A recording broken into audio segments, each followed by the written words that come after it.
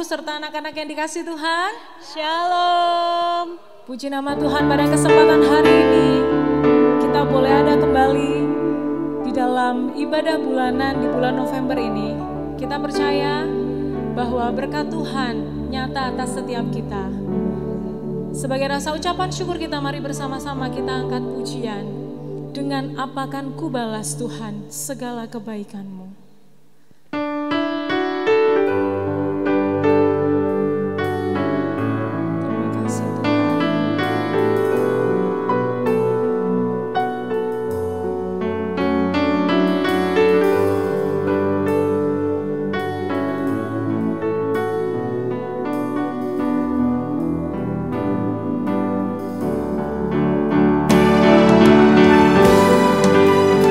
Bersyukur memiliki Allah yang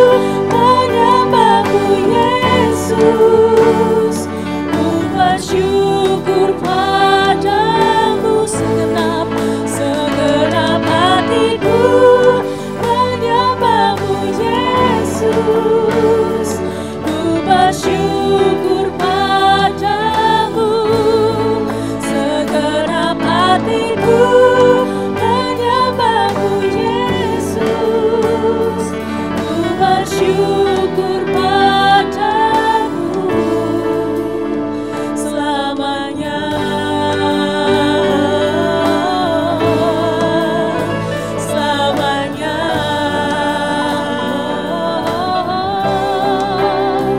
Selamanya.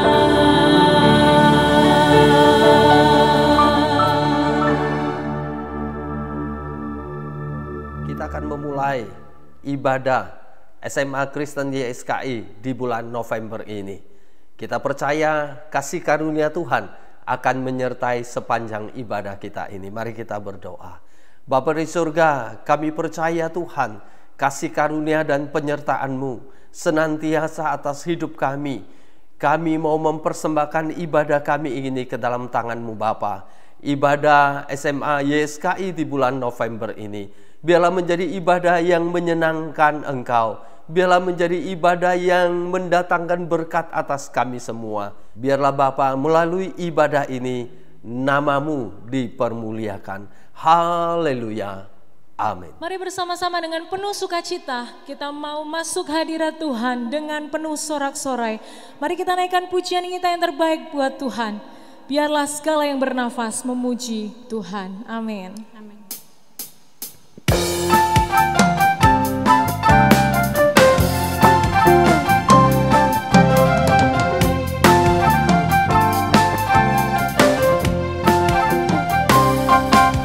Mari masuk gerbangnya dengan hati bersyukur, halamannya dengan pujian, penuhi baiknya dengan nyanyian syukur, hadiratnya penuh sukacita,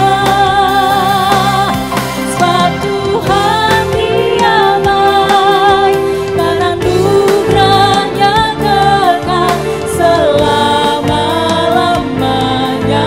Amin. Sebab Tuhan Dia baik dan anugerahnya kekal selama-lamanya. Amin. Haleluya. Mari masuk gerbangnya. Mari masuk gerbangnya dengan hati bersyukur, halamannya dengan pujian, penuhi baiknya dengan nyanyian syukur, hadiratnya penuh sukacita,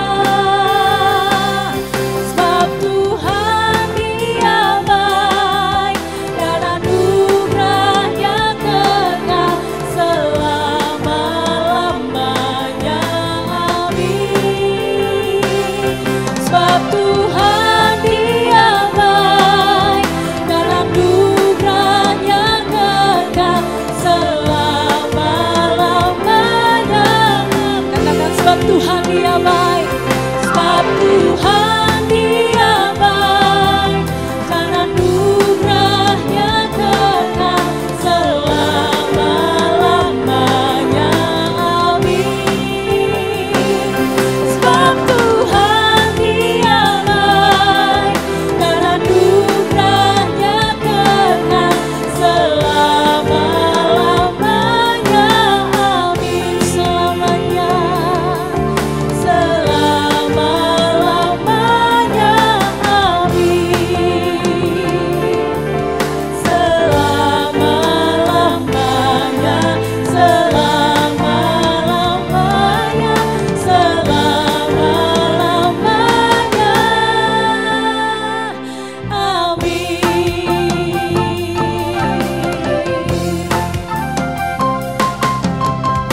Haleluya, terpujilah nama Tuhan, Allah kita yang dahsyat. Saudaraku, kita semua setuju bahwa kasih yang paling besar adalah kasih Tuhan Yesus. Karena kasih Tuhan Yesus menemukan setiap kita, menyelamatkan, bahkan memulihkan setiap kita. Mari dengan penuh ucapan syukur kita mau angkat pujian, kunaikan syukurku.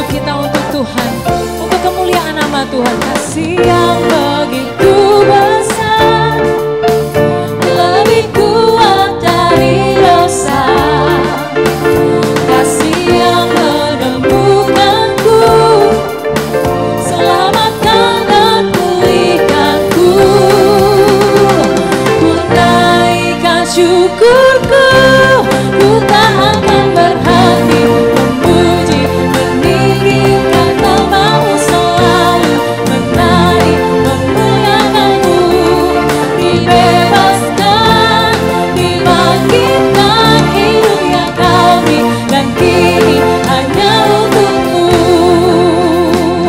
Ku naikkan syukurku, ku naikkan syukurku, ku tak akan berhenti memuji, meninggikan nama-Mu selalu, menari, memuliakan-Mu, dibebaskan, dibangkitkan, hidup yang Kau beri. Amin. Katakan kita akan berhenti, takkan berhenti memuji, meninggikan nama-Mu selalu, menari, memuliakan-Mu, dibebaskan, dibangkitkan, hidup yang Kau beri, dan kini hanya untuk-Mu, hidup yang Kau beri, dan kini hanya untuk-Mu, hidup yang Kau beri, dan kini hanya untuk-Mu.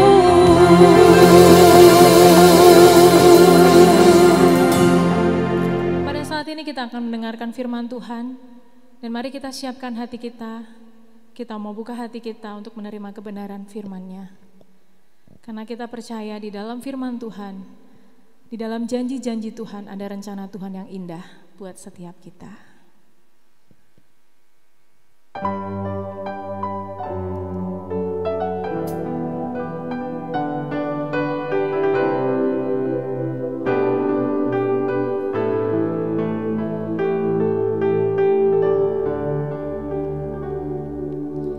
Dari semula telah Kau tetapkan hidupku dalam tangan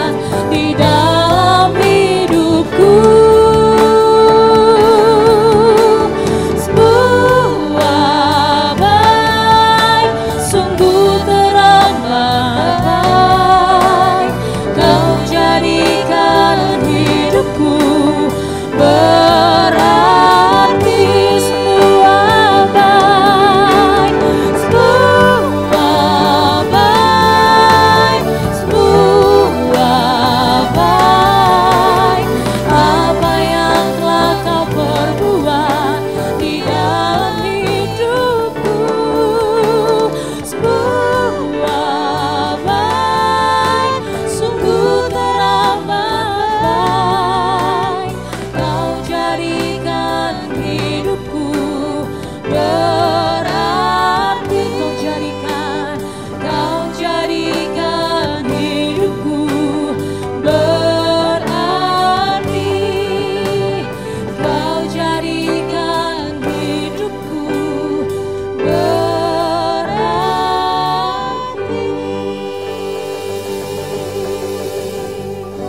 Selamat pagi Bapak Ibu Saudara sekalian, saya bersyukur untuk kesempatan yang diberikan kepada saya untuk boleh berbicara melalui recording ini bersama-sama mengajak kita untuk merenungkan firman Tuhan. Saya juga menyapa untuk teman-teman siswa yang ada, dan kita boleh sama-sama pada pagi hari ini bersukacita untuk firman Tuhan yang akan kita renungkan. Nah, saya mau mengajak kita untuk bersama-sama belajar tentang seorang nabi yang saya kira kisahnya kita ketahui sejak kita masih kecil, dari sekolah minggu, dan saya percaya kita minimal satu kali itu pernah mendengar tentang nabi ini. Bahkan kalau saya ingat waktu saya sekolah minggu SD, saya mungkin tiap tahun bersentuhan dengan kisah ini, gitu ya, paling tidak mungkin satu kali satu tahun. Nah, saudara, anak-anak gitu ya biasanya akan menyukai kisah dari seorang ini karena bicara tentang ikan yang besar, karena bicara tentang suatu kisah di dalam perut, dan kemudian ada film yang mengadaptasi juga seperti Pinocchio dan lain sebagainya. Ya tentu kita tahu ini adalah kisah dari Yunus. Saya mau mengajak kita untuk merenungkan kisah dari Yunus ini di dalam pasal yang pertama. Mari kita buka Alkitab kita dalam pasal yang pertama, ayat yang pertama sampai dengan ayat yang ke-6. Kita akan baca bersama-sama ke-6 ayat ini, dan kemudian nanti kita akan berdoa. Saya akan baca di sini dengan suara. Bapak Ibu Saudara sekalian boleh baca di tempat masing-masing dengan suara juga. Datanglah firman Tuhan kepada Yunus bin Amittai demikian, bangunlah, pergilah ke Niniwe, kota yang besar itu. Berserulah terhadap mereka, karena kejahatannya telah sampai kepadaku. Tetapi Yunus bersiap untuk melarikan diri ke Tarsis, jauh dari hadapan Tuhan. Ia pergi ke Yafo dan mendapat di sana sebuah kapal yang akan berangkat ke Tarsis. Ia membayar biaya perjalanannya lalu naik kapal itu untuk berlayar bersama-sama dengan mereka ke Tarsis, jauh dari hadapan Tuhan. Tetapi Tuhan menurunkan angin ribut ke laut, lalu terjadilah badai besar, sehingga kapal itu hampir terpukul hancur. Awak kapal menjadi takut, masing-masing berteriak kepada Allahnya, dan mereka membuang ke dalam laut segala muatan kapal itu untuk meringankannya. Tetapi Yunus telah turun ke dalam ruang kapal yang paling bawah dan berbaring di situ lalu tertidur dengan nyenyak. Datanglah nakoda mendapatkannya sambil berkata, bagaimana mungkin engkau tidur begitu nyenyak? Bangunlah, berserulah kepada Allahmu, barangkali Allah itu akan mengindahkan kita sehingga kita tidak binasa. Mari kita berdoa. Bapa di surga, kami bersyukur untuk kesempatan ini, dan kami menyerahkan daripada waktu ke depan melalui semua rangkaian tools dan juga jaringan yang menunjang ibadah kami. Kiranya Tuhan memberkati sehingga ibadah ini boleh sungguh-sungguh memuliakan Tuhan, dan kami boleh belajar makin mengenal Allah, makin mengasihi Engkau, dan boleh bertumbuh dari waktu ke waktu. Kami menyerahkan Tuhan ke dalam tangan-Mu. Di dalam nama Tuhan Yesus kami berdoa. Amin. Saudara, di dalam kisah ini gitu ya, kita melihat kisah Yunus itu dibuka dengan firman Tuhan kepada sang nabi. Kalau kita lihat nama Yunus gitu ya, nama Yunus atau dalam bahasa Inggris itu bernama Jonah, itu punya arti yang menarik gitu ya. Nama Yunus itu artinya adalah dove atau semacam merpati begitu ya. Itu adalah gambaran burung yang tulus, yang harmless, burung yang dipakai untuk menggambarkan tentang pure heart, kesucian, menggambarkan tentang kasih yang tulus, menggambarkan juga tentunya messenger atau pembawa pesan. Kemudian ditulis bahwa Yunus ini adalah anak Amittai bin Amittai. Nah, Amittai ini artinya adalah truth. Jadi ketika dikatakan Yunus bin Amittai, ini adalah pembawa pesan kebenaran, son of my truth, atau kebenaran Allah. Ini indah kalau kita mengatakan Yunus bin Amittai, berarti kita mengatakan dia itu adalah seorang pembawa kebenaran atau pembawa pesan kebenaran. Tentunya dari Tuhan. Dia adalah seorang nabi. Dia adalah nabi yang terkenal pada masa itu. Dan ketika kita bicara tentang prophet, tentang messenger, kita bicara tentang mereka yang membawa pesan Tuhan gitu ya. Kalau kalian belajar agama, ditanya nabi itu tugasnya apa? Nabi itu bukan melayani di bait suci atau di kemah, bukan. Nabi itu adalah orang yang diambil oleh Tuhan, dibangkitkan dari tengah bangsa Israel, dan kemudian Tuhan berikan firman kepada mereka untuk mereka boleh mengutarakan firman itu kepada umat Tuhan. Maka nama Yunus ini benar-benar menunjukkan he is a prophet, dia adalah seorang nabi Tuhan. Dan di dalam kisah ini, kita melihat juga di dalam ayat-ayat pertama ada perintah Tuhan kepada Nabi Yunus, yaitu sebuah tugas untuk bangun dan untuk pergi kepada bangsa yang bernama Niniwe, satu kota yang besar. Untuk apa? Untuk berseru terhadap mereka karena kejahatannya telah sampai kepadaku. Maka Yunus adalah nabi, dan tugas dari nabi adalah menghantarkan pesan Tuhan, firman Tuhan, dan sekarang Tuhan panggil nabinya untuk kemudian melakukan tugasnya kepada bangsa Niniwe. Simpel ya, saudara ya. Tapi ini bukan satu hal yang biasa. Ini memang adalah sesuatu hal yang simpel karena itu adalah nabi untuk suatu tugas. Tetapi ini bukan satu perkara yang biasa. Normal, not really. Bukan tugasnya apa yang aneh, saudara. Tetapi kepada siapa Yunus diutus, itu sesuatu yang tidak biasa. Yunus dikirim kepada satu kota yang namanya Niniwe. Dan kota Niniwe ini kita perlu kenal lebih dekat. Kota semacam apa Niniwe ini? Nah, kota Niniwe itu seperti yang kita kenal dari sekolah minggu, bukan kota yang punya reputasi baik, gitu ya. Bahkan ayat kedua ini langsung menyatakan bahwa kejahatan kota ini itu sampai kepada Tuhan, gitu ya. Berarti ini menggambarkan kejahatan yang demikian banyak. Ini bukan kota yang reputasinya baik. Ini kota yang notorious, gitu ya. Bukan Conor McGregor di UFC, bukan. Notorious itu terkenal buruk. Kota ini faktanya penuh dengan kejahatan. Tapi Niniwe itu sendiri, di pada masa surat ini dituliskan, adalah kota yang metropolitan. Ini adalah kota yang besar, kota yang makmur, kota yang kaya, yang terkenal dengan pusat perdagangannya. Kita mungkin bisa bayangkan modern day Las Vegas gitu ya, tapi pada masa itu ini kota yang orang itu datang untuk berdagang, orang itu datang untuk bisnis, orang itu datang untuk gambling, dan ini kota yang terkenal sekali pada masa itu. Nah, kota Niniwe ini ada di dalam wilayah dari Assyrian monarki atau kekaisaran bangsa Asyur.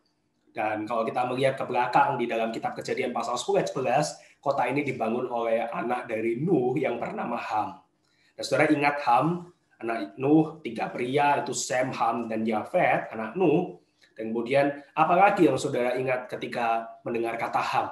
Oh, dia adalah anak yang melihat ayahnya telanjang, dan kemudian dia mencibir ayahnya. Di dalam bahasa asing menggunakan kata yada. Yada itu bisa melihat memang, bisa juga mengingini, bernafsu, dan juga bisa kemudian ditafsirkan orang mensetubuhi ya. Kita tidak bicara kisah Nuh pada saat ini.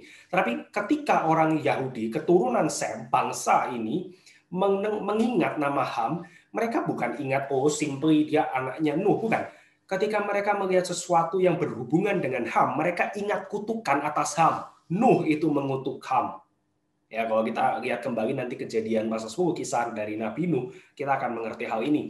Maka orang Israel, orang Yehuda, ketika mereka dengar tentang Niniwe, tentang kota yang dibangun oleh Ham, mereka akan ingat tentang kutukan atas mereka. Itu mengingatkan mereka atas suatu kejahatan, mengingatkan mereka atas suatu pengkhianatan kepada janji Tuhan yang dibawa oleh Nuh. Maka tidak seperti mereka yang mereka merasa bangsa mereka ini adalah milik Tuhan yang baik. Mereka akan melihat bangsa lain itu sebagai sesuatu yang sangat negatif. Nah, Niniwe ini diperkirakan besarnya kira-kira 48 mil pada saat itu, termasuk kota yang cukup besar dan merupakan kota yang terkenal dengan kemakmurannya.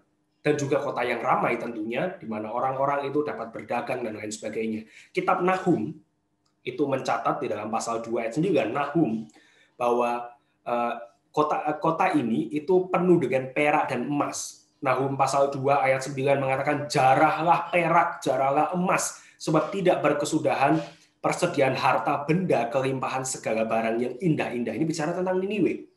So, kita bayangkan kota Niniwe ini dalam perspektif orang bukan Yahudi. Kita akan membayangkan satu kota yang sangat megah, mewah, tempat di mana kita mau belanja, shopping, good for business. Everyone is happy. Tapi bagi orang Yahudi, bagi umat Tuhan, kota ini adalah kota yang menjijikan. Kota yang penuh dengan berhala, kota yang penuh dengan kejahatan, kota yang tidak bermoral, kota yang harusnya dibasmi oleh Tuhan. It was said that this city was evil, jahat. Dan kejahatannya itu sampai kepada Allah. Ini menggambarkan, ya mereka lihat sudah selayaknya kota yang tidak mengenal Allah itu adalah kota yang jahat. Nah, tapi sampai di sini ya kita perlu ingat bahwa ungkapan ini tentunya bukan spesial kepada Niniwe. Bahwa kejahatan itu naik kepada Allah juga berlaku terhadap kita dan juga terhadap semua bangsa, terhadap semua orang. Kita perlu mengingat sampai di dalam ayat 2 ini bahwa kejahatan dari manusia itu naik kepada Tuhan. Itu menjadi sesuatu yang menjijikan di hadapan Tuhan. Ini satu pengingat kepada kita. Kita akan masuk ke dalam kota Niniwe ini secara lebih spesifik gitu ya. Ketika kita membaca kota yang seperti ini, saya saudara mengingat kota Sodom dan Gomora, kota yang begitu jahat sehingga kejahatan itu sampai kepada Allah ya, ini setelah masa ini. Maka kita bisa melihat di sini ya, ketika orang Yahudi pada saat itu mengingat Niniwe, mereka akan ingat apa? Mereka akan ingat Sodom. Mereka akan ingat kota yang memang seharusnya Tuhan itu musnahkan karena begitu jahat. Nah, sekarang bayangkan Yunus, saudara, seorang Yahudi, seorang nabi Tuhan, mendengar dia diutus ke satu kota yang bukan bagian utama dari Israel, bukan juga adalah kota yang mengenal Allah mereka, Allah Israel, Yehova, Yahweh, dan ditambah bahwa kota ini memang jahat. Saya kira Yunus pasti berpikir dan berkata dalam hati, yes, Lord, Tuhan, kota itu jahat, maka hukumlah kota itu dengan penghakiman-Mu, kirimkanlah api dari surga. Untuk orang Yahudi saya kira ini sesuatu yang normal. Tapi yang kita baca kemudian adalah Yunus itu tidak melakukan ini. Dia tidak berpikir, oh ini tempat kesempatan yang baik untuk mengutuk kota itu. Tidak. Kita justru melihat Yunus itu pergi. Dia memilih bangkit dan lari dari panggilan Tuhan kepadanya. Saya akan baca ayat 3-5 sekali lagi. Tetapi Yunus bersiap untuk melarikan diri ke Tarsis, jauh dari hadapan Tuhan. Ia pergi ke Yafo dan mendapat di sana sebuah kapal yang akan berangkat ke Tarsis. Sekali lagi, yang membayar biaya perjalanannya, naik kapal itu untuk berlayar bersama-sama dengan mereka ke Tarsis jauh dari hadapan Tuhan. Tapi Tuhan menurunkan angin ribut ke laut, terjadi badai besar sehingga kapal itu hampir terpukul hancur. Awak kapal menjadi takut, masing-masing berteriak kepada Allahnya dan mereka membuang ke dalam laut segala muatan kapal itu untuk meringankannya. Tetapi Yunus telah turun ke dalam ruang kapal yang paling bawah dan berbaring di situ, lalu tertidur dengan nyenyak. Saudara ketahuilah bahwa ketika Yunus itu memilih lari dari tugas yang Tuhan berikan kepadanya, Alkitab mencatat bahwa Yunus itu lari dari hadapan atau hadirat Tuhan. Di dalam kehidupan kita sebagai orang Kristen, atau secara khusus sebagai anak-anak Tuhan, pikirkan baik-baik bahwa setiap kita dipanggil untuk suatu pekerjaan yang Allah tentukan. Dan suatu panggilan. Orang berpikir panggilan itu harus jadi hamba Tuhan, harus menyerahkan diri menjadi pendeta. Tidak. Setiap orang itu punya panggilan. Orang mereduksi kata vocation menjadi semacam profesi. No, bukan profesi, tapi panggilan. Every one of us, every one of you, setiap dari kita punya panggilan yang Tuhan itu berikan. Dan ketika kita lari dari panggilan tersebut, yang Tuhan telah tentukan, kita itu lari dari panggilan Tuhan. Kita lari dari hadirat Tuhan, the presence of the Lord. Whatever the work is, ya, apapun pekerjaannya, vocations yang dia berikan, tapi ada spesifiknya yang kita perlu gumulkan. Dan ketika kita memilih untuk lari, no Lord, I don't want that. Saya nggak mau itu Tuhan, saya mau yang ini yang lain, seperti Yunus yang memilih untuk lari. Yunus dan kita itu lari daripada panggilan Tuhan. Ketika kita memilih untuk ignore, bukan menolak ya, ignore. Di situ kita sedang memilih untuk flew away, lari from the presence of the Lord. Kalau kita pikirkan di dalam kehidupan harian kita, it doesn't make sense, right? Kalau saudara berelasi dengan orang lain, dan kemudian orang itu minta saudara untuk melakukan sesuatu, saudara bilang tidak, atau saudara tidak mau, ya nothing happen. Relasinya mungkin masalah, but nothing happen. Tapi ketika Tuhan yang mengatakan kepada saudara, saudara harus lakukan ini, dan saudara bilang, no Lord, I don't want that. Saudara lari dari the presence of the Lord.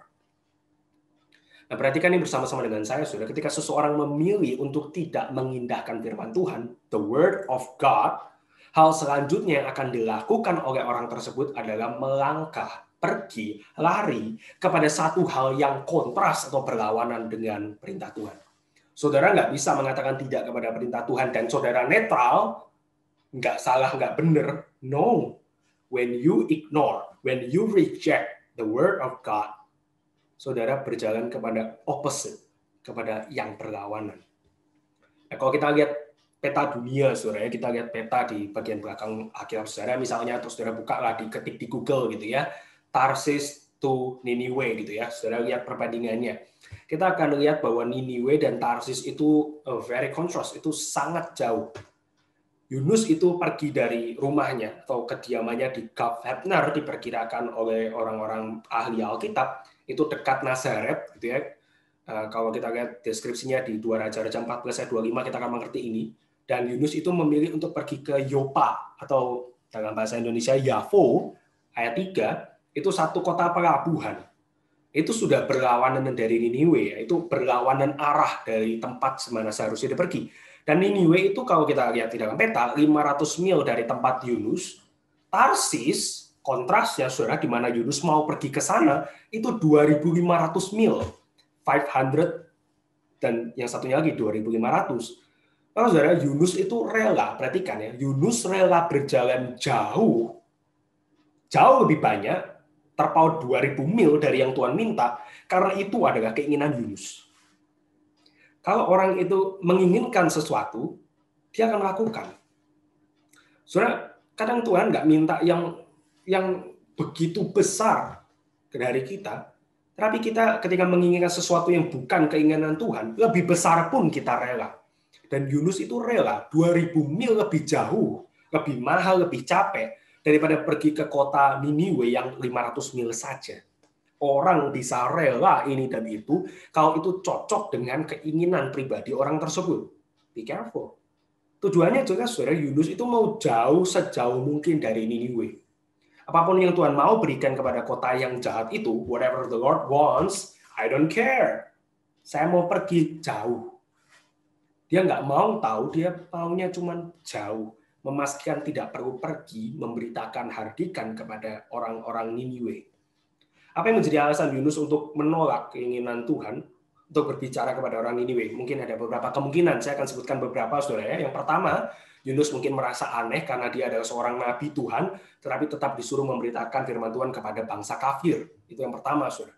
Yang kedua, ia menganggap hal itu tidak mungkin berhasil. Yaitu Yunus selesai akan bicara, tapi mereka nggak akan bertobat, dan kemudian Yunus akan capek, itu buang-buang waktu. Atau yang ketiga, saudara, mungkin dia takut terhadap reaksi. Mereka mungkin akan marah, mereka mungkin akan membenci Yunus, mungkin membunuh Yunus, karena dia adalah bangsa lain. Atau yang terakhir, saudara, adalah Yunus itu benci kepada orang Niniwe dan ia tidak ingin mereka bertobat dan diselamatkan. Nah, saudara, saya lebih kepada yang terakhir ini. Yunus tidak mau ke Niniwe karena dia tidak ingin Niniwe bertobat dari kejahatan. Dan bahwa Tuhan itu adalah Allah yang baik, yang penuh dengan kasih, akan mengampuni mereka karena mereka bertobat dari kejahatan mereka. Saudara, Yunus itu tahu betul bahwa Allah yang ia sembah itu Allah yang penuh dengan kasih dan kesabaran. Ia tidak mau Niniwe itu menerima anugerah dari Tuhan. Yunus mau agar Niniwe, kota yang jahat itu, dihukum oleh Tuhan, musnah dengan kejahatan mereka dan tidak diampuni oleh Tuhan.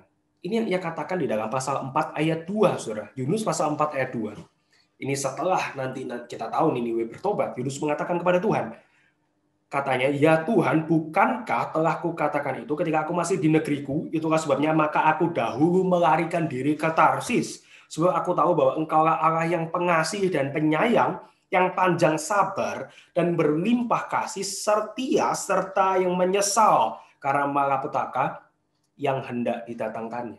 Saudara, Yunus itu tahu Tuhannya itu baik, dan dia tahu kalau Niniwe bertobat Tuhan akan ampuni. Maka Yunus pilih dia tidak mau pergi ke Niniwe.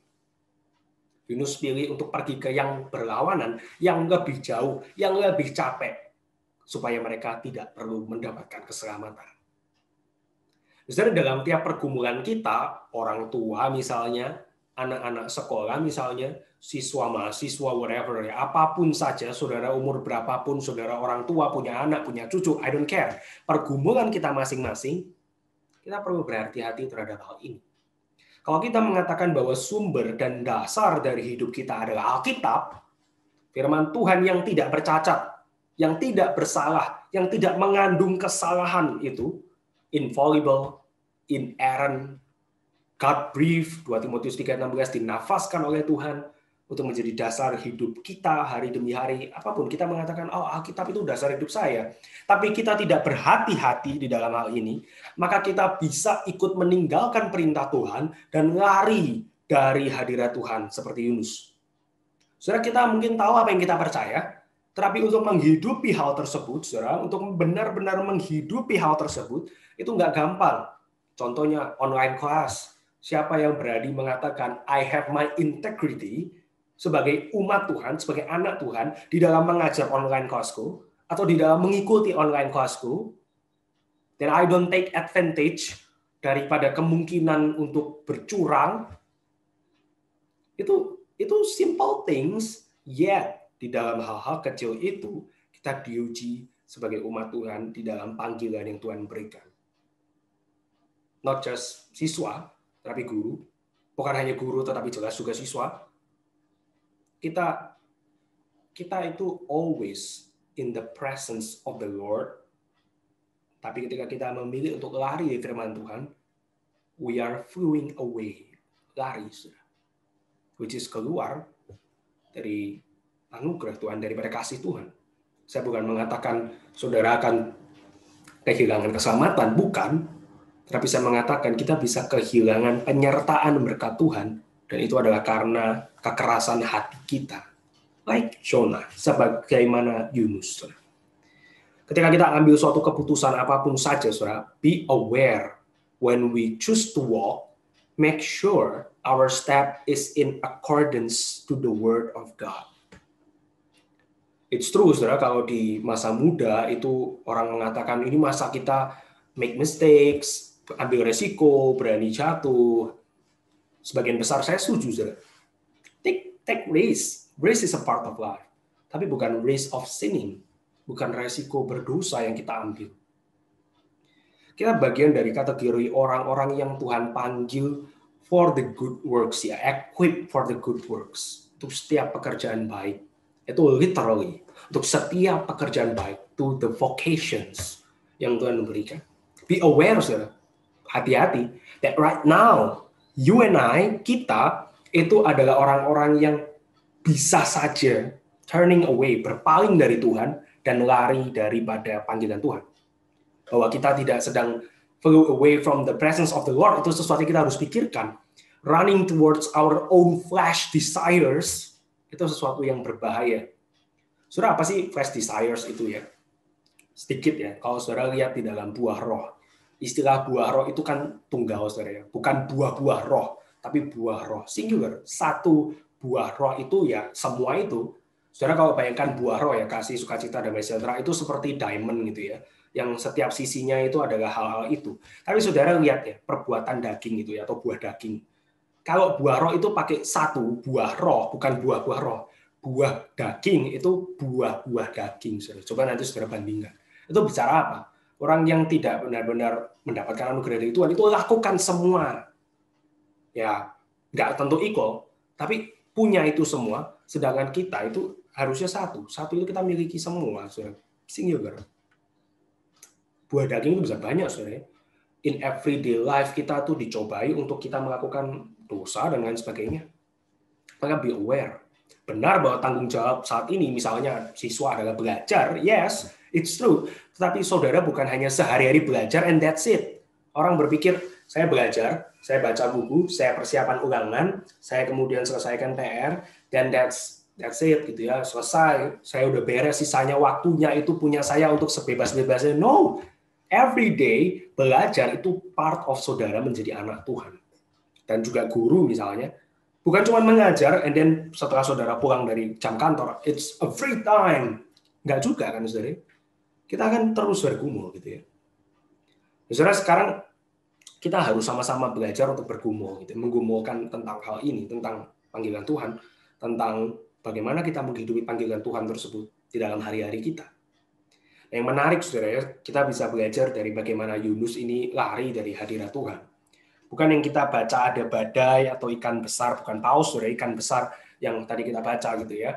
Ikan besarnya belum, yang kemudian di pasal selanjutnya kita baca. Bukan itu yang menarik dari kisah pelarian Yunus. Saya akan bicara di dalam 2 poin mengenai hal ini.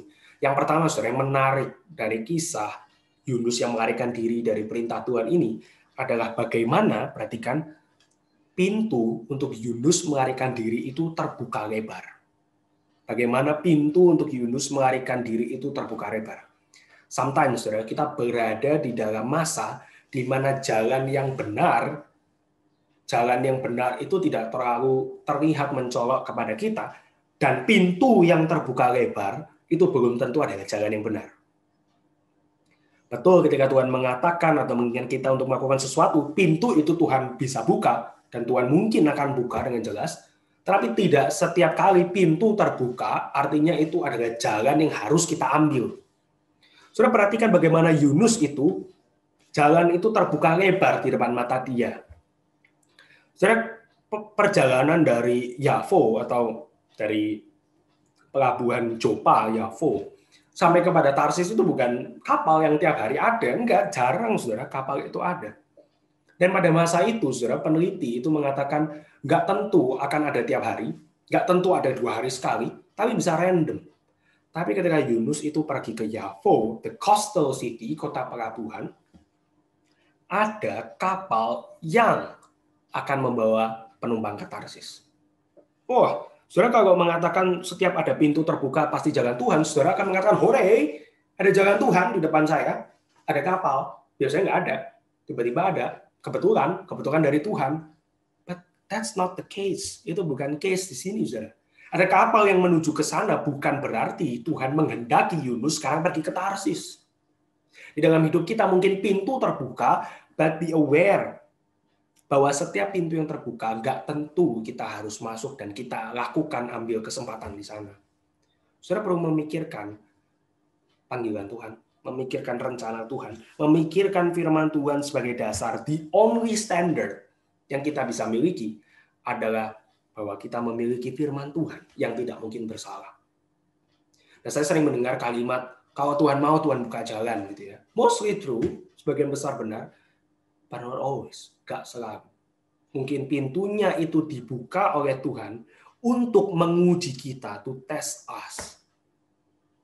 Dan saya percaya Yunus itu diuji oleh Tuhan ketika dia turun ke Yafo, Joppa, dan ada kapal untuk pergi ke Tarsis.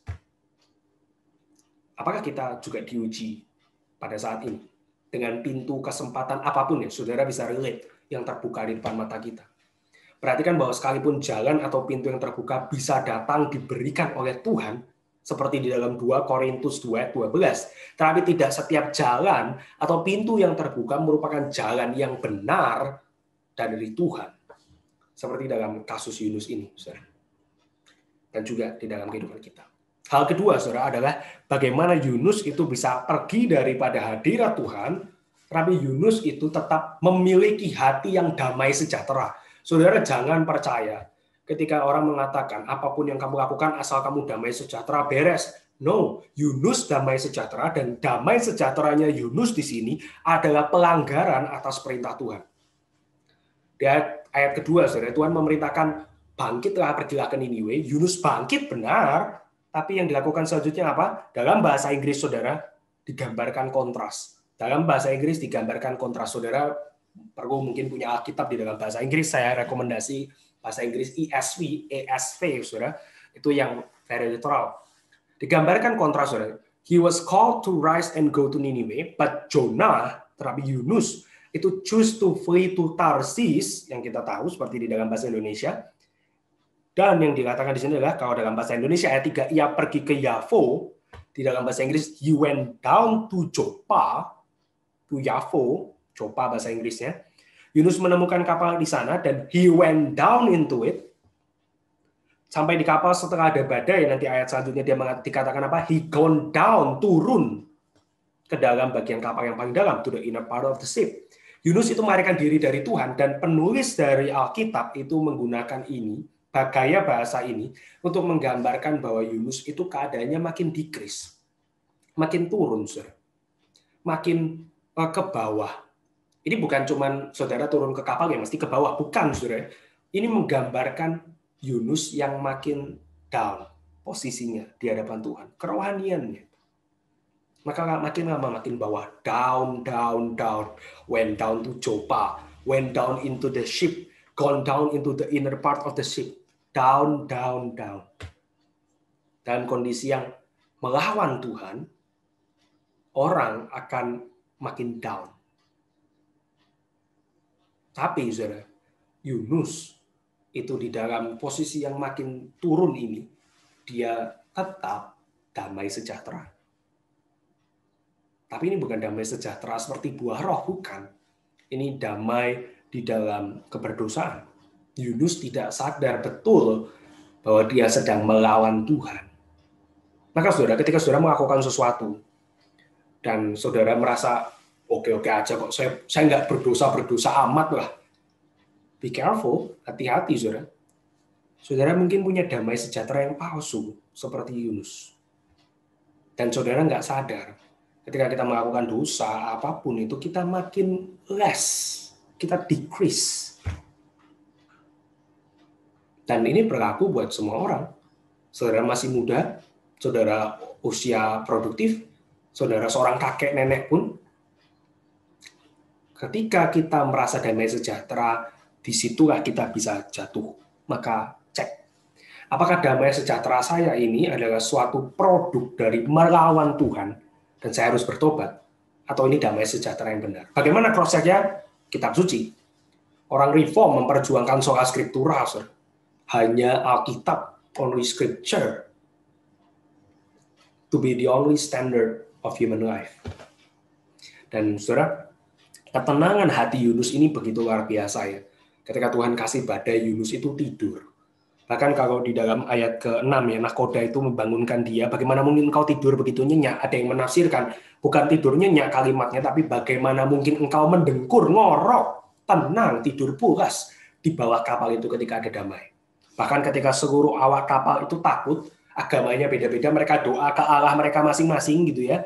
Yunus itu santuy di bawah kapal. But that adalah kesantaian yang melawan Tuhan. Kalau kita melakukan dosa, kita dikit-dikit mencobai diri kita untuk makin jatuh, dan kita menikmati, saudara hati-hati ya. Kalau hari ini kita diingatkan untuk kembali bertobat kepada Tuhan, take that chance. Ambil kesempatan ini. Including kepada orang-orang yang lebih dewasa. Yang sometimes kita merasa kita sudah cukup kuat. We're not. Yunus ini bukan anak muda, dia bukan anak remaja. Yunus ini prophet, nabi. Dan saya percaya dari kelemahan nabi ini kita belajar untuk kita berhati-hati. That the only standard of our life should only be the scripture, and scripture alone, sola scriptura. Saudara, jangan menjadikan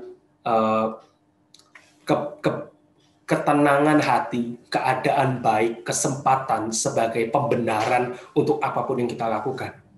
The only standard should be the scripture, the word of God, firman Tuhan. So I'm not saying that kita harus against coram Deo in the presence of the Lord, bukan.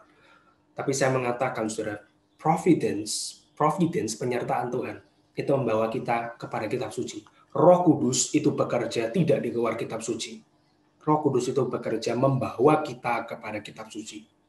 Dari kisah Yunus, sebagian dari pasal pertama, kita dapat mengerti satu hal. Yang utama, memang segala sesuatu itu di dalam perencanaan Tuhan. Tetapi setiap dari kita punya tanggung jawab kepada Tuhan. To act right according to the scripture. Our standard, the scripture, kitab, our actions nggak boleh opposite. It should be one. Dan ini nggak gampang, tentunya. Kita harus minta penyertaan Tuhan, anugerah dari Tuhan untuk kita bertumbuh di dalam kitab suci. Pintu yang terbuka, kesempatan, ketenangan hati, itu bisa menguji kita. Dan ketika kita masih muda, saya juga masih muda, saudara, melakukan juga banyak kesalahan, we are tested. Dan setiap firman Tuhan yang diberitakan, when the gospel is being preached, kita dipanggil kembali untuk kepada Tuhan. Dan kita bersyukur, saudara, karena di dalam hidup kita mengenal Kristus sebagai mediator kita yang memungkinkan kita untuk kembali kepada Tuhan. Kalau Kristus tidak mati di atas kayu salib dan memberikan jalan kepada kita, kita mau kembali pun nggak bisa, saudara. But in Christ, di dalam Kristus, kita bisa kembali. Saya mau menutup bagian firman Tuhan ini di dalam satu paralel dengan perjanjian baru. Saudara, ketika kita melihat kisah Yunus gitu ya, saya teringat terhadap kisah dari seseorang di dalam Perjanjian Baru. Dia adalah Rasul Paulus, the Apostle Paul. Di dalam perjalanannya ke Roma, Kisah Para Rasul 27 ayat 14 ada badai di situ dicatat. Ini mirip sekali, saudara. The Book of Acts, saudara, itu semacam bahasa istilah teologinya historiografi gitu ya. Banyak bagian dari buku itu adalah satu bagian yang sebetulnya ada part of historical di dalam Perjanjian Lama yang dibahas kembali di dalam Kisah Para Rasul di Perjanjian Baru. Dan ada beberapa kemiripan. Paulus ini seperti antitipe ya, seperti mirip tapi nggak benar-benar mirip dengan Yunus, especially di dalam bagian ini. Saya hanya mengatakan sedikit saja, saudara. Misalnya, saudara, Yunus itu seorang yang seharusnya taat, ingat ya, nabi Tuhan, tetapi dia tidak taat. Dia lari dari Tuhan, dan yang dia datangkan apa? Badai di atas kapal, mengancam nyawa-nyawa orang di kapal tersebut. Paulus, saudara, pada masa itu, dia masih diragukan. Banyak orang masih tidak percaya kepada Paulus karena dia adalah bekas penganiaya jemaat Tuhan, seorang musuh antagonis yang melawan Tuhan, tetapi ia akhirnya justru taat kepada Tuhan. Yunus, prophet, tidak taat. Paulus itu bekas penganiaya Tuhan, tetapi Paulus itu taat ketika Tuhan perintahkan mereka untuk pergi. Even, saudara, perjalanan Paulus ke Roma itu melewati laut Mediterania yang sama dengan Yunus. Years after Jonah, lama setelah Yunus, Paulus itu dipanggil Tuhan kepada satu bangsa non-Yahudi, dan Paulus itu taat. Paulus itu tetap taat. Itu menunjukkan kepada kita bahwa Tuhan itu beranugerah. Mana yang saudara mau pilih? Baik Yunus atau Paulus, itu sama-sama tidak menggagalkan rencana Tuhan. Yang tidak mungkin gagal itu, tetapi kesaksiannya berbeda. Yunus dipakai kesaksiannya secara negatif. Paulus dipakai secara positif. Ada kemiripan, ada perbedaan yang besar juga. Jadi orang semacam apa yang kita ingini, saudara? Yang taat dan kemudian menjadi kesaksian bagi Tuhan, atau yang tidak taat. Tuhan itu tidak mungkin rencananya digagalkan oleh kita. Tetapi kita menjadi tools di tangan Tuhan. Kita juga harus bertanggung jawab. Saya berdoa, saudara, sejak saat ini kita mulai sama-sama belajar lagi untuk menggumulkan, menertibkan hidup kita untuk taat kepada firman Tuhan saja. In Christ, di dalam Kristus, it's possible. Di luar Kristus, it's impossible. Tapi ada satu ayat yang saya mau baca, yang kita baca bersama-sama untuk menutup renungan singkat kita pada hari ini, yaitu dari Amsal 18, ayat yang 10. Amsal 18, ayat 10. Dan ini menjadi suatu penguatan terhadap kita. Saya membacakan, saudara, demikian firman Tuhan, Amsal 18 ayat 10. Nama Tuhan adalah menara yang kuat. Kesanalah orang benar berlari dan ia menjadi selamat. Mari kita sama-sama berlari sebagai orang benar kepada nama Tuhan, to the presence of the Lord, bukan kepada the flesh desires yang kita miliki. Mari kita berdoa. Bapa di surga, kami bersyukur untuk firman Tuhan yang boleh kami dengar, dan di dalam keterbatasan kami untuk mendengar, untuk berbicara, kiranya Tuhan juga boleh tetap memakainya untuk kami bertumbuh makin mengenal Tuhan. Tuhan, kami adalah orang-orang yang berdosa, yang seringkali melakukan banyak kesalahan, bahkan seringkali kami menikmati kesalahan kami. Tapi kiranya Tuhan mengampuni, kiranya Tuhan boleh beranugerah terhadap kami. Tuhan telah memberikan keselamatan, kiranya Tuhan juga memberikan pengudusan-Mu kepada kami, sehingga makin hari kami boleh bertumbuh, makin menjadi anak-anak Tuhan yang memuliakan nama Tuhan. Yang bersyukur Tuhan, kami berdoa, menyerahkan daripada hidup kami, daripada studi kami, daripada semua perjalanan hidup kami ke dalam tangan Tuhan. Di dalam nama Tuhan Yesus, kami berdoa. Amin. Terima kasih untuk kesempatan yang diberikan kepada saya. Tuhan memberkati. Kasih